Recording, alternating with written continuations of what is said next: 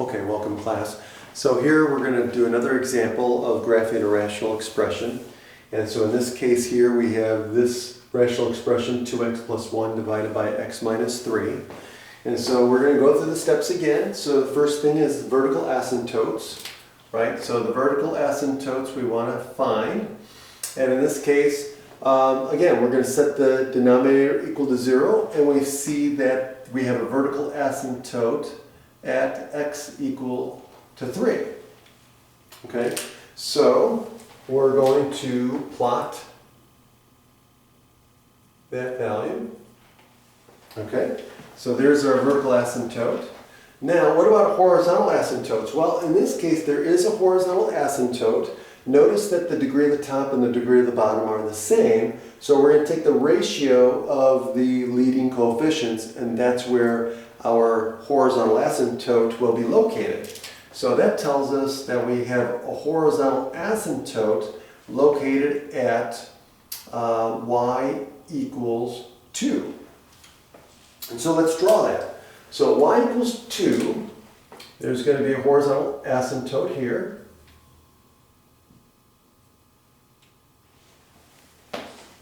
Okay, and so now what about y-intercepts and x-intercepts? Okay, so y-intercepts. Okay, well, if we plug in 0, right, we don't get 0 here, so we're good. So if we plug in 0 for x, we get negative 1/3. So that means at 0, negative 1/3.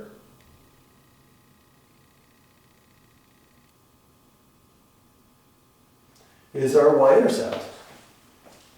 Okay. Now, x-intercepts.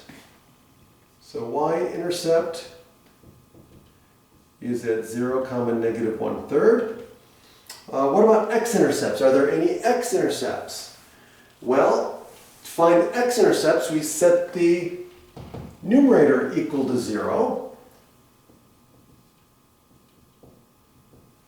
Okay, and so 2x plus 1 equal to 0, and that will tell us that x equals negative 1/2. So we have an x-intercept at negative 1/2 comma 0. Okay, so now we're going to plot that one, and negative 1/2 comma 0 is right here.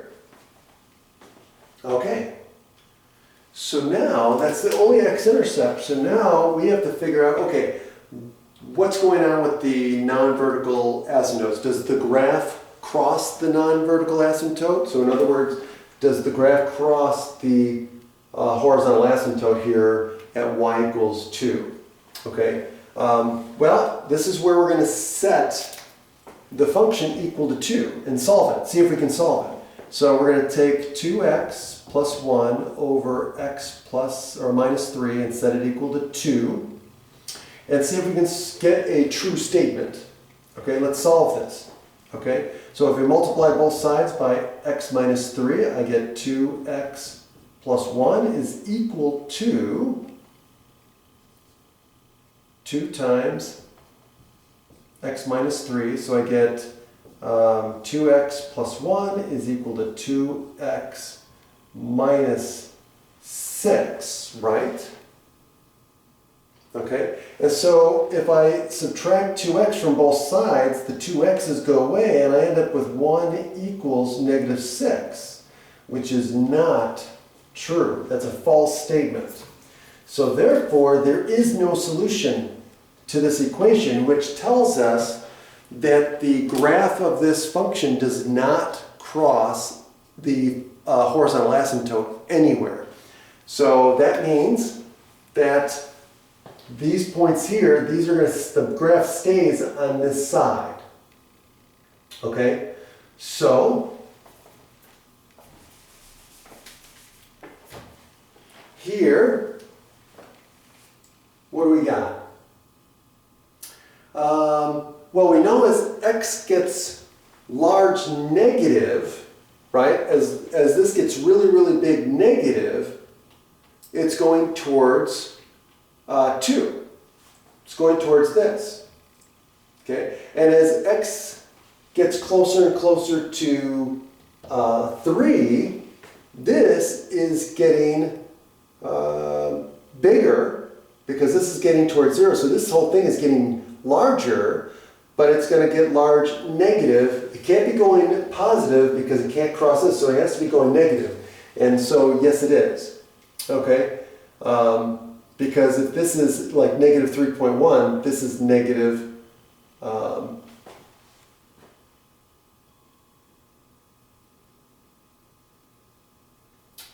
hold on. Oh, I'm sorry, positive. I'm thinking negative. Positive. If this is positive 2.1, then you're going to get a negative value. So that means that this has to be doing something like that. Okay, now the only thing that we haven't done are the test points.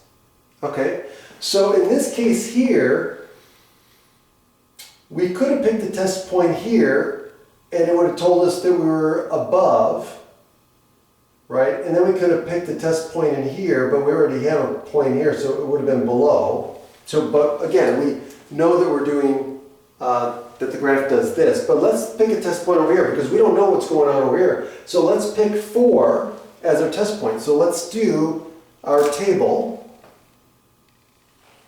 Okay, again, table's always good. Okay, so let's do, here's our interval. So our interval would be from negative infinity to negative 1/2. And then from negative 1/2 to 3.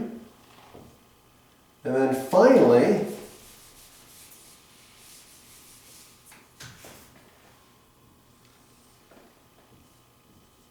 to positive infinity. And so here's our test point. So from here, we could put negative 1. Here we would put 0.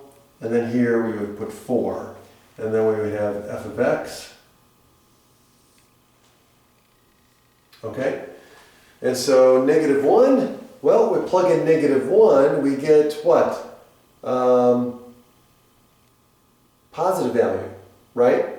So negative 1 will give us negative 1 over a negative 4, which would give us positive 1/4. 0 again is our negative 1/3. And then if we stick in 4, what do we get when we stick in 4? We get 9 over 1. So we get positive 9. So that means we're above the x-axis here at negative 1, right? We're below the x-axis here, so that's, again, obvious from our intercept. And then here we're above the x-axis. So here we're above the x-axis. But we're at 9, so we're way up here. So that means we're in this area here. So that means, again, as we're getting closer to 3, this is going to infinity. This is getting, but in this case, it's going to go to positive infinity. So this is going to do something like that. And there's a sketch of the graph. Okay? So again, all I did was go through those 7 steps and to sketch the graph. If you follow those 7 steps, you'll get the correct answer every single time. Just make sure that when you're looking at the asymptotes, just ask yourself, what's the graph doing as you get closer and closer to the vertical asymptotes and the horizontal asymptotes? Okay? Okay, that's it. Until next time, have a great day.